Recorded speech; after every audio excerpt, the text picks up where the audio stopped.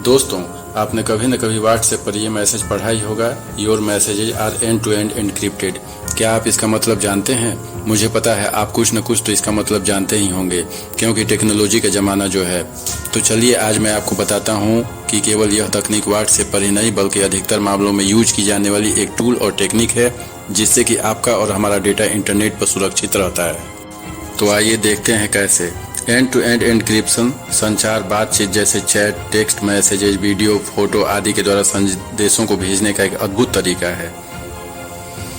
इसमें केवल संचार करने वाले उपयोगकर्ता ही संदेशों को पढ़ सकते हैं। इसका मतलब यह है कि संदेश भेजने वाला व्यक्ति और संदेश को प्राप्त करने वाला व्यक्ति के अलावा अन्य कोई भी इसको नहीं समझ सकता है। अगर आप इस चैनल पर नए हैं तो वीडियो को लाइक, सब्सक्राइब और शेयर कर दें, क्योंकि आपके डेटा की सुरक्षा की पूरी जिम्मेदारी आपकी ही है। दोस्तों, आपने हैकर्स के बारे में तो सुना ही होगा, जो कि लोगों के डिवाइस, मोबाइल आदि को हैक करते हैं, उनके पर्सनल डेटा को चुरा लेते हैं या संदेशों को पब्लिक में शेयर कर देते हैं। यह काम गैर कानूनी तो है ही, किसी व्यक्ति की जान पर भी बनाती है और कभी कभार बेइज्जती का सामना भी करना पड़ता है। दोस्तों, शायद आपको एन्क्रिप्शन और डिक्रिप्शन शब्द एक नया शब्द होने से समझ में नहीं आ रहा होगा, एक टेक्निकल वर्ड होने से नहीं समझ में आ रहा होगा, लेकिन आपको जानकर हैरानी होगी कि यह शब्द उतना भी नया नहीं है जितना कि आप सोच रहे हैं। और इस बात को मैं अपने वीडियो में आगे बताऊंगा कि कैसे यह शब्द नया नहीं है। अब आपको बता दूं कि एन्क्रिप्शन का अर्थ क्या होता है। एन्क्रिप्शन का अर्थ है किसी भी संदेश को एक ऐसे कोड में बदल देना जिससे कि वह किसी के भी समझ से परे हो जाए और उसको डिक्रिप्ट न किया जा सके या पढ़ा और समझा न जा सके। डिक्रिप्ट का अर्थ है जो संदेश एन्क्रिप्टेड कर कोड में बदल दी गई है उसको दोबारा उसके मूल रूप में दिखा देना, जिससे कि संदेश को प्राप्त करने वाला समझ सके। इसकी प्रक्रिया अत्यंत ही जटिल है, जो कि आसानी से किसी भी हैकर के बस की बात नहीं है। हालांकि यह शोध का विषय है कि डेटा इस प्रक्रिया के बाद भी सुरक्षित है कि नहीं, क्योंकि दोस्तों आप जानते हैं कि रोजाना नई नई तकनीक दुनिया में आती ही रहती है और पुरानी चीज़ों या तकनीकों में फेरबदल करते हुए हम दूसरी, फिर तीसरी और न जाने कितनी चीज़ों का, तकनीकों का विकास करते जा रहे हैं। आइए एक छोटे से उदाहरण और साधारण से शब्दों में इसको और समझने की कोशिश करते हैं। आज इंटरनेट की दुनिया में हम हमेशा किसी दूसरे कंप्यूटर या सर्वर पर निजी डेटा या कोई भी डेटा भेजते और प्राप्त भी करते रहते हैं, और यह हमारे काम करने का एक हिस्सा होता है जो हम दिन भर में कई बार करते हैं, जैसे ईमेल, बिल, फोटो, वीडियो आदि भेजना। बिना इंटरनेट के हम किसी भी काम को पूरा न करने और पूरा करने की कल्पना भी नहीं कर सकते हैं, क्योंकि आपको यह पता है कि इसमें जोखिम भी शामिल होता है। आपने एक सीरियल शक्तिमान देखा होगा, जिसमें आपको पता होगा कि कैसे उसको डॉक्टर जयकाल से हमेशा खतरा रहता था। डॉक्टर जयकाल हमेशा नई नई तकनीक का उपयोग करके शक्तिमान को हराने की कोशिश करता रहता था। अब ये बात अलग है कि जयकाल से शक्तिमान हमेशा ही जीत जाता था, लेकिन खतरा तो शक्तिमान को ही बना रहता था कि न जाने कब डॉक्टर जयकाल कौन सा तकनीक का प्रयोग कर दे और शक्तिमान को हराने के लिए कोई न कोई भूत प्रेत भेज दे, जिसमें शक्तिमान को हराने की शक्तियाँ हों। ठीक इसी तरह हम जिस इंटरनेट पर काम करते हैं और जिसके सहारे अपने डेटा को भेजते हैं या डेटा को प्राप्त करते हैं, उस पर बहुत से हैकर्स दुनिया के अलग अलग कोनों में सेंध लगाकर डेटा को चुराने के लिए बैठे होते हैं। और जैसे ही कोई भी कमजोरी या मौका मिलता है, आपका पूरा का पूरा डेटा खाली हो जाता है। आपने तो यह सुना ही होगा कि फलाने का कंप्यूटर या मोबाइल से डेटा या बैंक अकाउंट से अचानक पैसे गायब हो गए, उसके असली मालिक की जानकारी के बिना ही निकाल लिए गए या हैक हो गया, जिससे उसको लाखों करोड़ों का नुकसान उठाना पड़ा। एक बार जब आप इंटरनेट पर अपने वॉइस कॉल, चैट, ईमेल या क्रेडिट कार्ड नंबर के डेटा पैकेट भेजते हैं तो वह जानकारी चोरी तथा चोरी के अलावा कई तरह के खतरों की चपेट में आ सकती है। आपका डेटा कई अज्ञात सर्वरों, राउटरों और उपकरणों से होकर गुजरता है, जहां कोई भी हैकर दुष्ट आपके डेटा की सुरक्षा घेरे को तोड़कर उस पर हावी हो सकता है, उसको चोरी कर सकता है या उस डेटा को सफाया कर सकता है, डिलीट कर सकता है, किसी भी तरह से यूज कर सकता है। अपने डेटा की सुरक्षा के लिए आपको एन्क्रिप्शन की आवश्यकता है। एन्क्रिप्शन डेटा को इस तरह से उसके मूल रूप से अन्य समझ से परे बदल देने की प्रक्रिया है कि किसी भी पार्टी के लिए उसे पढ़ना, समझना या समझाना असंभव है। जब यह उन तक पहुंचता है तो मूल रूप से न समझे जा सकने वाले डेटा को उसके मूल रूप में बदल दिया जाता है, जिससे कि वह पढ़ने लायक हो जाता है। आइए समझते हैं उन नवीन शब्दों को जो कि एन्क्रिप्शन और डिक्रिप्शन की पूरी प्रक्रिया में यूज किए जाते हैं।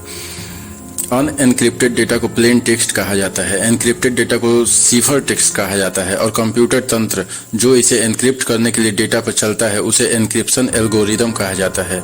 सॉफ्टवेयर जो डेटा को स्क्रैम्बल करने के लिए काम करता है प्लेन टेक्स्ट को स्क्रैम्बल करने के लिए एल्गोरिदम के साथ एक एन्क्रिप्शन का की का उपयोग किया जाता है।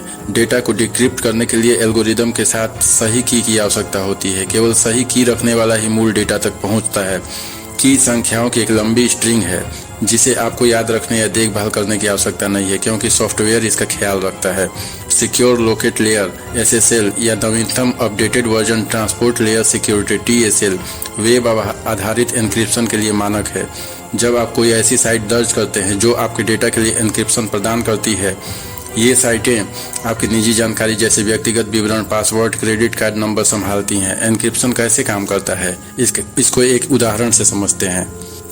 अंकुर मृत्युंजय को एक संदेश भेजना चाहता है। संदेश एक एन्क्रिप्शन एल्गोरिदम के माध्यम से भेजा या पास किया जाता है और एक कुंजी का या की का उपयोग करके इसे एन्क्रिप्ट किया जाता है, जबकि एल्गोरिदम किसी के लिए भी उपलब्ध है। कुंजी अंकुर और मृत्युंजय के बीच एक रहस्य है। यदि कोई हैकर साइफर टेक्स्ट में संदेश को इंटरसेप्ट करता है तो वे इसे मूल संदेश में वापस डिक्रिप्ट नहीं कर सकते जब तक कि उनके पास कुंजी न हो, जो कि उनके पास नहीं है। इस प्रक्रिया को सममित एन्क्रिप्शन कहा जाता है, जिसमें दोनों तरफ एन्क्रिप्ट और डिक्रिप्ट करने के लिए एक ही कुंजी का उपयोग किया जाता है। यह एक समस्या है क्योंकि दोनों वैध पक्षों के पास कुंजी होनी चाहिए जिसमें इसे एक तरफ से दूसरी तरफ भेजना शामिल है। संभावित रूप से कुंजी से समझौता करना मतलब वही की जो एक के पास है दूसरे के पास भी होगी, तभी मैसेज खुलेगा। इससे की के किसी अन्य के पास जाने की संभावना से नकारा नहीं जा सकता है, इसलिए यह सभी मामलों में प्रभावी नहीं है। एक और एन्क्रिप्शन होता है जो कि असमित है। असमित एन्क्रिप्शन उसका समाधान है। प्रत्येक पार्टी के लिए दो प्रकार की चाबियों का उपयोग किया जाता है, एक सार्वजनिक कुंजी और एक निजी कुंजी। कुंजी यानी की, यानी प्रत्येक पार्टी के पास एक सार्वजनिक की होगी और एक निजी कुंजी होगी। सार्वजनिक की दोनों पक्षों और किसी और के लिए भी उपलब्ध है, क्योंकि दोनों पक्ष संचार के पहले अपनी अपनी सार्वजनिक कुंजी साझा करते हैं। अंकुर संदेश को एन्क्रिप्ट करने के लिए मृत्युंजय की सार्वजनिक कुंजी का उपयोग करता है, जिसे अब केवल मृत्युंजय की सार्वजनिक कुंजी और मृत्युंजय की निजी कुंजी का उपयोग करके ही डिक्रिप्ट किया जा सकता है। यह निजी कुंजी केवल मृत्युंजय के लिए उपलब्ध है और किसी और के लिए नहीं। यहाँ तक कि प्रेषक अंकुर के लिए भी उपलब्ध नहीं है। यह कुंजी एक ऐसा पार्ट है जो किसी अन्य पार्टी के लिए संदेश को डिक्रिप्ट नहीं कर सकता है, क्योंकि निजी कुंजी भेजने की कोई आवश्यकता नहीं है। अब एक और एन्क्रिप्शन है जिसे कहते हैं end to end encryption. End to end encryption असमित एन्क्रिप्शन का एक उदाहरण है। End to end encryption data की सुरक्षा करता है, जैसे कि इसे केवल दो सिरों पर पढ़ा जा सकता है, प्रेषक और प्राप्तकर्ता द्वारा। एन्क्रिप्टेड डेटा को कोई और नहीं पढ़ सकता है, जिसमें हैकर, सरकारें और सर्वर शामिल हैं जिसके माध्यम से डेटा गुजरता है। एंड टू एंड एन्क्रिप्शन का तात्पर्य कुछ अन्य महत्वपूर्ण विवरणों से है। इंस्टेंट मैसेजिंग के जरिए संचार करने वाले दो व्हाट्सएप उपयोगकर्ताओं पर विचार कीजिए। उनका डेटा एक उपयोगकर्ता से दूसरे उपयोगकर्ता में स्थानांतरित करते समय एक व्हाट्सएप सर्वर से गुजरता है। एन्क्रिप्शन की पेशकश करने वाले अन्य सेवाओं के लिए डेटा स्थानांतरण के दौरान एन्क्रिप्ट किया जाता है, लेकिन केवल बाहरी घुसपैठियों जैसे हैकर्स से ही सुरक्षित होता है। सेवा उनके सर्वर पर डेटा को इंटरसेप्ट कर सकती है और उनका उपयोग कर सकती है। वे संभावित रूप से डेटा को तीसरे पक्ष या कानून प्रवर्तन अधिकारियों को सौंप सकते हैं। End to end encryption data को एन्क्रिप्टेड रखता है, डिक्रिप्शन की किसी भी संभावना के बिना, यहाँ तक कि सर्वर पर भी। इस एन्क्रिप्शन के लिए वेबसाइटों को डिजिटल प्रमाण पत्र प्रदान करती हैं। एंड टू एंड एन्क्रिप्शन का उपरोक्त विवरण जो मैंने बताया है कितना आसान लगता है और जो केवल इसके मूल सिद्धांत को दर्शाता है। वास्तव में यह प्रतिस्पर्धी मानकों और प्रोटोकॉल के साथ अत्यधिक जटिल है। इस पर शोध और इसको ज़्यादा प्रभावी बनाने के लिए अध्ययन जारी ही है, जिससे कि अगर इसमें कोई भी लूप होल हो तो उसका निराकरण करते हुए इसको और ज़्यादा सुरक्षित बनाया जा सके। तब अब आप सोच रहे होंगे क्या मुझे एन्क्रिप्शन की आवश्यकता है? हमेशा नहीं, लेकिन है, आपको है भी। आपको एन्क्रिप्शन की उतनी ही आवश्यकता हो सकती है जितनी बार आप अपने सेंसिटिव डेटा को किसी के पास भेजते हैं। यह इस बात पर भी निर्भर करता है कि आप अपने व्यक्तिगत संचार में किस प्रकार के डेटा को स्थानांतरित कर रहे हैं। यदि आपके पास सुरक्षा के लिए चीज़ें हैं तो आप एंड टू एंड एन्क्रिप्शन करें और इससे आपको फ़ायदा होगा।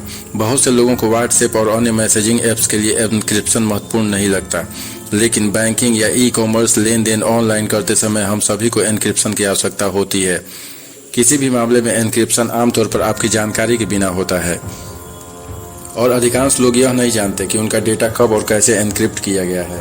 इसका उपयोग गुप्त संदेशों को छिपाने के लिए हजारों वर्षों से किया जाता रहा है। एक विज्ञान और शायद एक कला के रूप में क्रिप्टोलॉजी का व्यवस्थित अध्ययन लगभग 100 साल पहले शुरू हुआ था। पहला ज्ञात प्रमाण मिस्र में रईस खनूम होटेप की कब्र के मुख्य कक्ष में 1900 ईसा पूर्व के आसपास खुदे हुए एक शिलालेख में पाया गया था। 1970 के दशक की शुरुआत में IBM ने महसूस किया कि उनके ग्राहक किसी भी प्रकार के एन्क्रिप्शन की मांग कर रहे थे, इसलिए उन्होंने होस्ट फीसल की अध्यक्षता में एक क्रिप्टो समूह का गठन किया। उन्होंने लूसीफर नामक एक सिफर डिजाइन किया। अगर आपको वीडियो अच्छा लगा हो और कुछ नया सीखने के लिए मिला हो तो वीडियो को लाइक, सब्सक्राइब और शेयर कर दें, क्योंकि आपके डेटा की सुरक्षा की पूरी जिम्मेदारी आपकी ही तो है।